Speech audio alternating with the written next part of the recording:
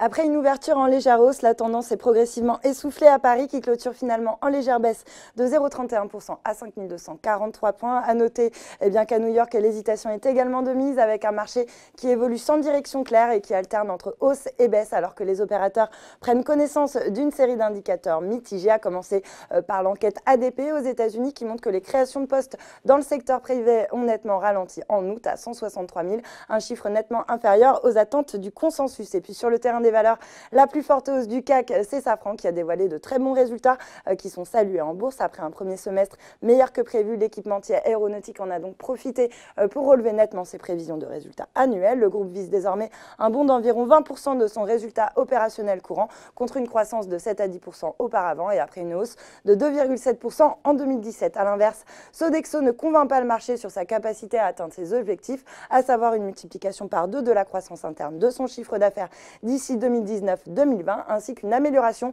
de sa marge d'exploitation à 6% ou plus. ST Microelectronics se distingue encore en baisse, pénalisée par une note de Morgan Stanley qui a fait savoir que la croissance du marché des semi-conducteurs allait ralentir au quatrième trimestre. Lanterne rouge du SBF 120, c'est Altran qui perd 8% après l'annonce d'un bénéfice net en chute de 82% au premier semestre 2018 suite à l'acquisition du groupe américain Aricent, mais ce sont surtout les doutes quant à la génération de cash qui poussent les investisseurs à vendre le titre. Et puis sur le SRD, Bourbon dévisse de 12,8%. Le groupe parapétrolier a creusé sa perte nette à 197 millions d'euros au premier semestre et a dévoilé un chiffre d'affaires ajusté de 340 millions d'euros, en baisse lui aussi de 9,6% à taux de change constant. Les résultats ont été principalement impactés par la baisse des tarifs et un point bas dans l'activité subséa. Et puis parmi les autres valeurs plombées, celle de Recilex, spécialisée justement dans le recyclage de plomb, qui a décidé de reporter à plus tard ses résultats financiers